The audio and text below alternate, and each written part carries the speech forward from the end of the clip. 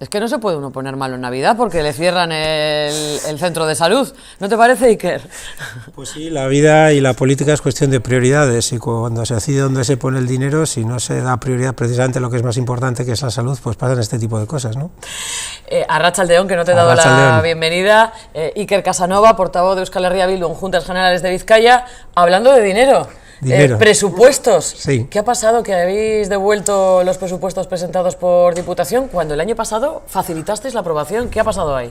No los hemos devuelto porque no tenemos mayoría para ello, pero hemos votado en contra de su aceptación, ¿no? Precisamente porque el año pasado hubo un acuerdo entre los partidos que sustentan al gobierno, el Partido Nacionalista Vasco y el Partido Socialista, con Euskal Herria Bildu, un acuerdo que en aquel momento ambas partes definimos como muy positivo, pero que este año no se ha podido reeditar, yo creo que de forma evidente, por la falta de voluntad del gobierno de reeditar ese acuerdo, ¿no? Y yo creo que es una pena porque ese acuerdo tenía dos cosas muy positivas, digamos, una la forma y otra el fondo, ¿no? La forma era o traslucía un acuerdo entre dos grandes sensibilidades o dos bloques, el bloque que conforma el gobierno y el de Euskal Herria Bildu, que es la segunda fuerza de Vizcaya, y creo que en estos momentos es importante mandar mensajes a la ciudadanía en torno a la posibilidad de acuerdos entre sensibilidades distintas, ¿no? Porque vivimos momentos de crispación, no solo en el Estado español, a nivel global, la política se está convirtiendo en algo muy áspero, en algo en el que parece que se practica la política de tierra quemada con respecto a los adversarios, y creo que escenificar acuerdos entre sensibilidades distintas en sí mismo es positivo.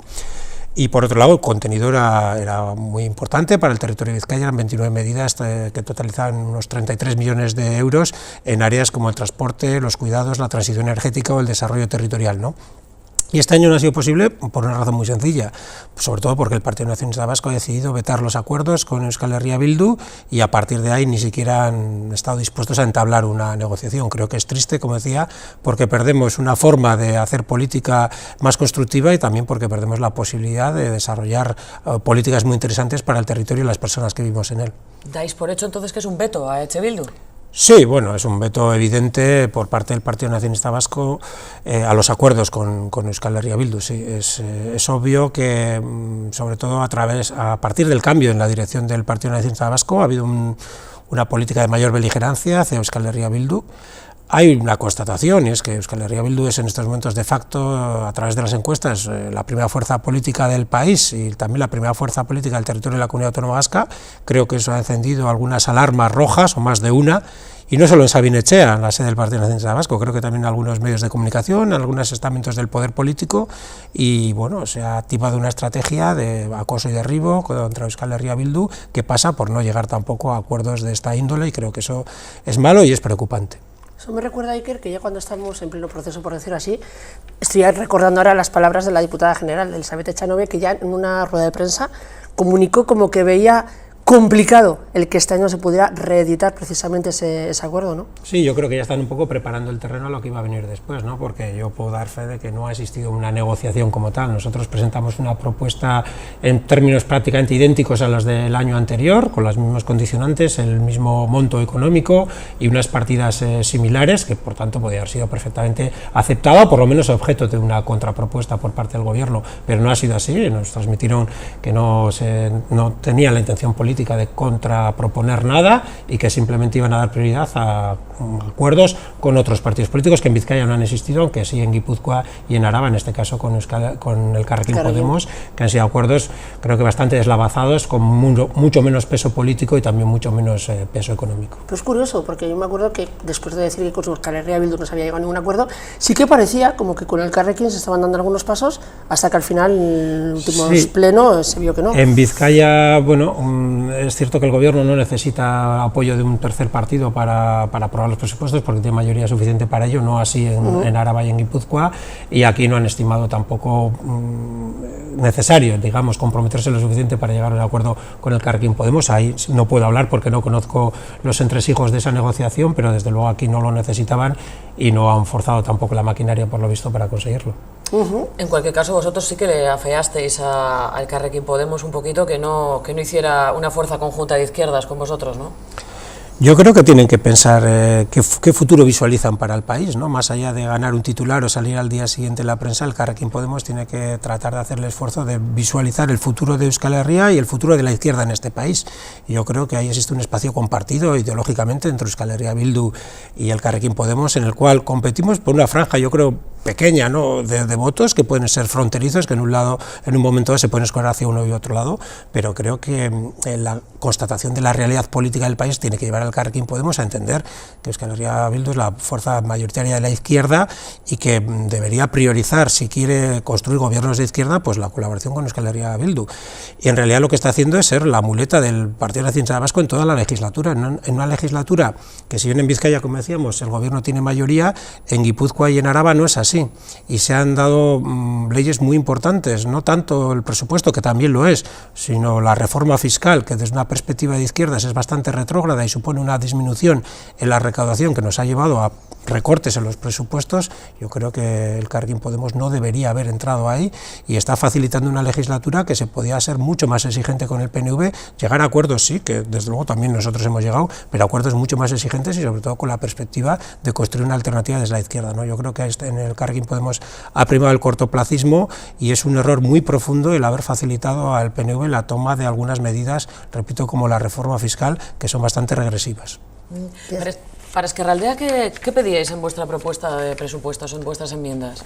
Bueno, nosotros hemos tratado de identificar, digamos, vectores o líneas de cambio para el conjunto del territorio y, como tal, pues Ezkerraldea también se veía afectada por cuestiones como la mejora en el ámbito de los cuidados, la mejora de las condiciones salariales de las personas que trabajan en los cuidados, la electrificación, por ejemplo, del transporte público, que era una medida muy importante dentro de nuestra propuesta presupuestaria, que además sí que afecta especialmente a Ezkerraldea, porque por la orografía las líneas de Bizkaibus que pasan por Ezkerraldea son más susceptibles de ser electrificadas y por tanto eso supondría sacar autobuses contaminantes de nuestra zona y sustituirlos por autobuses eléctricos, además con Aparcavisa como el gran centro de carga del Bizkaibus.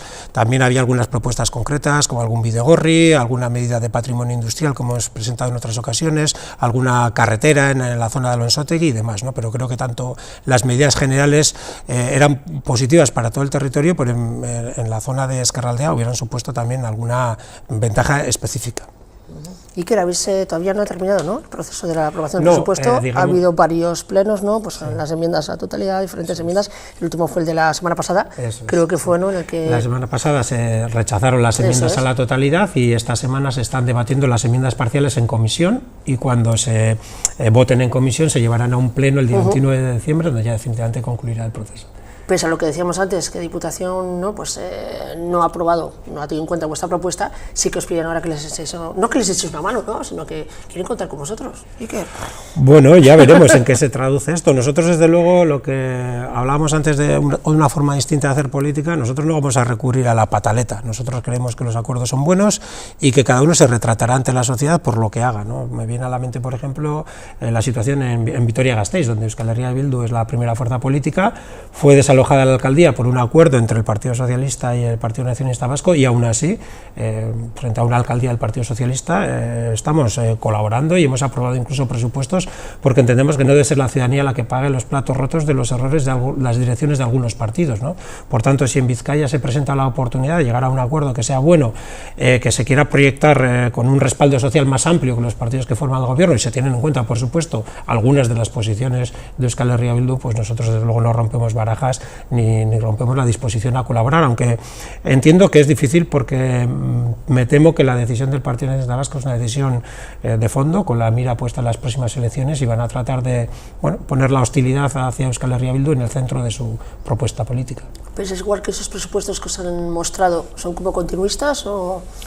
Bueno, hablábamos antes de la reforma fiscal y yo creo que hay que tener en cuenta que esa reforma fiscal, claro, se da la paradoja de que contenía algunas medidas que son beneficiosas para la mayoría, algunas rebajas fiscales a sectores económicos más desfavorecidos, pero realmente el truco es en que nos ponían dinero en una mano, pero ese dinero nos lo sacaban del otro bolsillo, porque si se ponen recortes fiscales y no se establecen medidas para recaudar más por otro lado, ¿qué es lo que va a pasar? Que lo que pones en un sitio lo quitas de otro, ¿no? Nosotros hemos preguntado se nos ha respondido que la minoración de los ingresos en referencia a las medidas contempladas la reforma fiscal equivalían a 83 millones de euros, es decir, hay 83 millones de euros menos en el presupuesto que los que debería haber si no se hubiera hecho esa reforma, y por tanto todas las ventajas que podamos obtener quedan no solo equilibradas, neutralizadas por el hecho de que en otros ámbitos hay recortes. Tal es así que aplicando la inflación, calculando el coste de la inflación, en 5 departamentos hay menos dinero este año, 5 de 9 departamentos de la Diputación, hay menos dinero este año disponible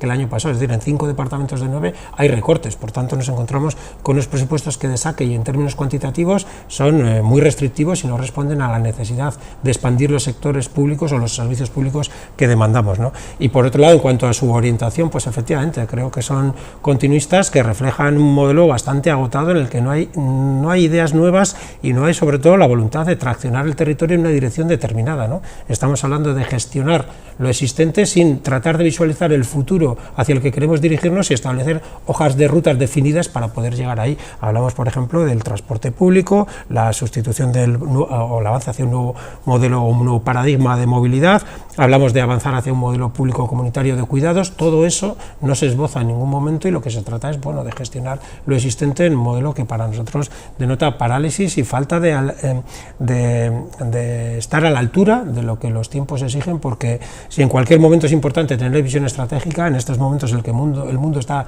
patas arriba y estamos viviendo la necesidad de dar importantes transformaciones, pues creo que estos presupuestos adolecen de esa falta de ambición y de perspectiva. ¿Cuáles son esos presupuestos, los 5 departamentos, que has dicho que bajan? Pues vamos a ver si me acuerdo. El de Hacienda baja, el de infraestructuras baja. Me estás pillando un poco. Es que además son infraestructuras, eso te iba a decir, porque tienen actuaciones importantes. Infraestructuras además. Baja algo, lo que se supone es que teniendo en cuenta además todo el dinero que va al subfluvial, pues claro, el resto de gastos en el mantenimiento de carreteras del territorio que bien necesitado estamos, va a perder también. Va a perder. Baja medio ambiente, yo creo que a lo largo de la charla me voy a acordar de los 5. Nos vas diciendo. Sí, os voy diciendo. Pues ya me han salido 3, me faltan 2. Acción social imagino que no, porque suelen hacer bastante hincapié en acción social. Acción social se mantiene también transporte, no infraestructura sino transporte. Sí. Y bueno, me has pillado un poquitín, pero pero bueno, para saber así los gordos los has comentado. Sí, yo creo que han salvado, digamos, el núcleo de lo más esencial, pero todo el resto, el tijeretazo. No un tijeretazo enorme, pero desde luego eso de decir que son presupuestos expansivos no es real. No es real y siempre, digamos, aplicando el efecto de la inflación, porque en términos nominales sí que hay unas pequeñas subidas, pero si tenemos en cuenta que hemos tenido un 3 y pico % de inflación, todo departamento en el que no se incremente un 3% el presupuesto, hay menos dinero este año que el año anterior. Oye, Iker, me está viniendo a la cabeza un proyecto del que se iba hablando yo no sé cuánto tiempo. Creo que ya sé por del Museo del Guggenheim Urdaibai, que fíjate, a veces que lo teníamos como ya, que iba a ponerse en marcha, luego que no. Esta tarde, ¿no? Creo que se reúne el patronato del Museo Guggenheim. No sé, ¿para tomar alguna decisión al respecto? ¿Habrá algún cambio? ¿Sabremos algo? ¿Habrá noticias? Pues yo creo que sí, ¿no? Todo apunta a que hoy este proyecto va a quedar, no sé si definitivamente enterrado en un cajón, pero creo que de momento sí, ¿no? Hemos pasado del eufórico se va a hacer sí o sí, que proclamó la diputada general de Vizcaya en las elecciones, en la campaña electoral, el Museo Guggenheim será sí o sí, vamos a darnos 2 años de reflexión y hoy todo apunta a que después de esa reunión del patronato pues se descartará, espero que definitivamente este proyecto, ¿no? Yo creo que es un ejemplo de un proyecto que ha pasado de ser un proyecto estrella de la legislatura a un proyecto estrellado. Y con este fracaso del proyecto de Guggenheim Urdaibai yo creo que se pone en manifiesto no solo el fracaso de un proyecto individual en sí, sino el fracaso de un modelo de gestión, de empezar a hacer la casa por el tejado, vender la piel del oso antes de cazarlo, buscar el efecto mediático más que el análisis sosegado de los efectos de las políticas que se proponen, y este proyecto se ha encontrado yo creo con dos elementos insalvables, ¿no? Por un lado, técnica y jurídicamente era muy complejo porque se trataba ni más ni menos que hacer una obra, una gran infraestructura en la reserva de la biosfera y en partes protegidas especialmente, y por otro lado con un gran rechazo social de una comarca que ha manifestado que no quiere ver su futuro económico ligado al incremento de la turistificación que ya de por sí está causando problemas, ¿no? Es un proyecto del que creo que hablaremos largo y tendido porque ha tenido un impacto muy importante en el debate político, el debate público y social en los últimos años, y el hecho de que tal y como todo da a entender, hoy se venga abajo, pues creo que nos va a dar pie a una gran reflexión sobre cómo se hacen las cosas en este territorio. Eso no significa que porque aparte de ese museo había otras cosas alrededor, quiero decir, el tema de los astilleros, etcétera, etcétera, que eso no se vaya a llevar a cabo. Bueno, tenemos un astillero en la zona que es, con el tiempo, cuando ese proyecto de astillero se concibió ahí, existía otra mentalidad sobre lo que debía ser la protección medioambiental, ¿no? Quien conozca la zona y vea dónde está, pues se lleva las manos a la cabeza de cómo se ha podido poner ahí un astillero en una zona de tan alto valor ecológico, ¿no?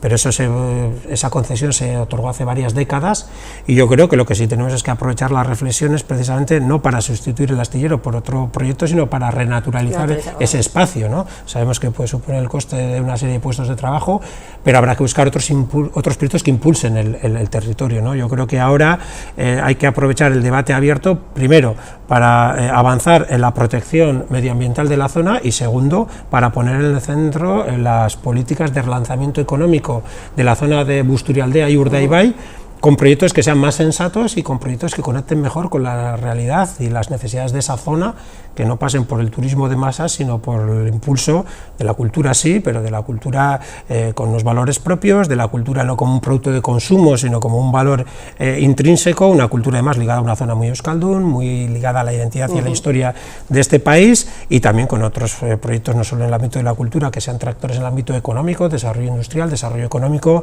protección digamos del primer sector, del sector naval, que es una zona donde está Bermeo, que es uno de los grandes puertos que nos quedan todavía en activo, y creo que no hay que permitir de alguna forma ahora pasar página, borrón y cuenta nueva, sino que hay que aprovechar que Busturialdea se ha situado en el centro del debate político para aprovechar esta coyuntura y resolver o afrontar por lo menos la resolución del gran problema estructural que tiene un Eskualde, que tiene importantísimas carencias y que debemos aprovechar el momento para hacerles frente y poner planes concretos para salir adelante, ¿no? Entiendo que estas cosas pasan por no preguntar a la gente de Busturialdea qué es lo que quería, ¿no? Bueno, se da una circunstancia muy curiosa, y es que aquí se ha invertido el orden racional de cómo se deben hacer las cosas, ¿no? Primero alguien decidió que iba a hacer un museo, luego dijo cómo iba a ser ese museo, luego dijo, hombre, igual es que en la zona hay más problemas y hay que hacer un plan estratégico, y al final dijo, igual hay que preguntar lo que opina la gente, ¿no? Yo creo que evidentemente el orden racional de los factores es exactamente el contrario. Cuando en un Eskualde, en una comarca, se ve que hay una problemática, que hay un declive socioeconómico, lo primero que hay que hacer es preguntar a la gente cómo interpreta la situación, qué carencias cree que tiene y por dónde cree que se deben buscar vías de solución. Después, con eso, construir un plan estratégico, y si así corresponde, hacer un museo, un astillero, una fábrica o un molino de viento, lo que corresponda, pero es el orden inverso, ¿no? Y aquí en estos momentos, en este proceso, lo que se ha hecho es invertir ese orden, y lo último que se ha hecho es preguntar a la gente. La verdad es que yo creo que ese ha sido el elemento determinante para que el proyecto se quede descartado, porque se hizo un proceso de escucha a última hora, digamos intentando pues dar un barniz participativo a todo lo que estaba siendo un modelo bastante autoritario, jerárquico y que venía de arriba abajo, y los resultados de ese proceso están siendo abrumadores, ¿no?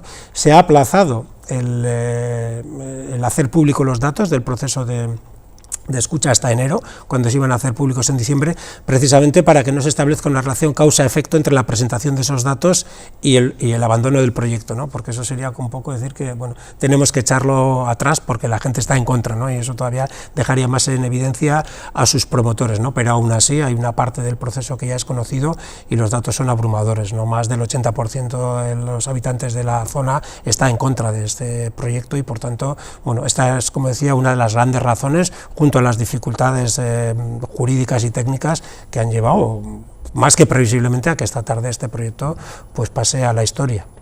Precisamente para que esas cosas no pasen, para pulsar un poquito el sentir de la gente que vive en las comarcas, hace poquito habéis celebrado vuestras primeras jornadas municipalistas en Ezkerraldea, ¿no? Sí, nosotros estamos en un proceso permanente de escucha que de vez en cuando tiene sus puntos de inflexión, ¿no? A nivel nacional de toda Euskal Herria hemos activado lo que hemos llamado el Elkarrizketa Nacional, un diálogo nacional a través del cual nos vamos a entrevistar, ya es un proceso que ya ha empezado, con cientos de agentes sociales, económicos, sindicales, políticos, políticos de este país para pulsar esa realidad y tratar de llegar a un análisis compartido y de ahí hacer una síntesis de cuáles son las preocupaciones y cuáles son las propuestas que nos hace la ciudadanía. Eso lo estamos haciendo a nivel del conjunto de Euskal Herria. Algo similar realizamos hace unos años en Ezkerraldea con el proceso Ezkerraldea Gara, que nos dio pie a hacer un documento muy importante de síntesis de propuestas que organizamos en torno a 3 ejes, ¿no? Las personas, el territorio y la economía. Ahora en estas jornadas, las primeras jornadas municipalistas que hemos llamado Borobildu en la margen izquierda, lo que estamos es diseñando, partiendo de esas conclusiones de ese proceso Ezkerraldea Gara, una hoja de intervención de aquí al final de la legislatura que presentaremos en enero y que constará de 10 grandes ejes de intervención a corto plazo para tratar de dar solución a los que hemos interpretado como elementos o aspectos más urgentes que merecen una respuesta política en la margen izquierda. Y aunque las conclusiones definitivas se presentarán en enero, ya en estas jornadas hemos detectado, hemos planteado algunos ejes de intervención que sobre todo, digamos, tenemos que trabajar en torno a 2 grandes ámbitos. Por un lado, los cuidados, entendidos en su sentido más extenso, porque somos una sociedad que envejece, somos una sociedad que cada vez demanda más cuidados a lo largo de diferentes etapas de nuestra vida y creemos que hay un gran déficit a lo largo o a la hora de responder desde lo público a esa demanda de cuidados, y el segundo aspecto es el de la vivienda. Sobre esas 2 propuestas en enero haremos ya una formulación de un plan de intervención de aquí al final de la legislatura. Porque siempre yo creo, Iker, que Euskal Herria Bildu ha mostrado esa preocupación por Ezkerraldea, por la margen izquierda, no sé si por la gestión de sus ayuntamientos, si no es la adecuada a vuestro juicio. A ver, Ezkerraldea tiene muchas cosas, bueno, nosotros somos de Ezkerraldea, que nos vas a contar, ¿no? Pero muchas cosas importantes, ¿no? Primero, que demográficamente tiene el peso que tiene en el conjunto del país y, bueno, los que somos de Ezkerraldea dentro de Euskal Herria Bildu hemos hecho un trabajo de muchos años de convencer a la gente de otras partes del territorio de que se nos reconociera también en casa, ¿no? Esta importancia, ¿no? Y que se apostara por esta zona, pues, por ejemplo, pues designando candidatos de esta zona para otro tipo de responsabilidades, como es mi caso, ¿no? Que se tuvo en cuenta que precisamente venir de esta zona para ser el candidato en Vizcaya, ¿no? Es un eskualde que tiene una gran población, que es más del 10% de la población de la comunidad autónoma vasca está aquí. Es un eskualde con una gran problemática socioeconómica porque se construyó, y eso hemos hablado muchas veces, incluso aquí mismo de la cuestión, se construyó en torno a un modelo socioeconómico que ha desaparecido sin que haya sido sustituido por otro y por tanto tiene unas distorsiones muy importantes en su estructura económica. Es una zona muy poblada, muy densamente poblada, pero con un tejido económico muy débil, lo que nos lleva a que mucha de la gente que vive aquí o bien esté en unas condiciones económicas más precarias o bien tenga que desplazarse a trabajar fuera de la zona con todo lo que ello implica, ¿no? Y es un eskualde además que tiene un modelo de gobernanza que creemos que está en crisis, ¿no? Porque si nos fijamos en cualquiera de los ayuntamientos vemos, para empezar, que no tienen presupuestos. Vemos que la alcaldía de Sestao, a mediados de la legislatura, pues ha habido un cambio muy abrupto porque incluso desde el propio gobierno municipal se entendía que no se estaba funcionando de forma adecuada, ¿no? Vemos el último, no sé cómo llamarlo, culebrón en Santurtzi, la falta de como decían, presupuestos en todos los ayuntamientos y la falta sobre todo de un modelo. No creo que ni el PSOE en su momento ni el Partido Nacionalista Vasco, que es hegemónico ahora, han conseguido, como decíamos antes, ese trabajo que en Euskal Herria Bildu hemos hecho dentro de nuestra propia casa, no lo han hecho dentro de sus, o ante otras instituciones gobernadas por ellos mismos, para darle a Ezkerraldea la centralidad que tiene que tener las políticas del país, y el resultado es que seguimos donde estábamos hace 2 o 3 décadas, con los peores indicadores, pues, de empleo, de pobreza, de escolarización, de envejecimiento, el parque de viviendas anticuado, etcétera, etcétera, etcétera, ¿no? Por tanto, para Euskal Herria Bildu, por todas estas razones, Ezkerraldea es una prioridad y así seguirá siendo. Pues Iker Casanova, portavoz de H. Bildu en Juntas Generales de Vizcaya y también representante de nuestra margen izquierda en Juntas Pues sí. Generales de Vizcaya. Hasta otra, gracias por venir, Eskerrik asko, y Encantado. nos vemos en otra. Casco soy. Y es que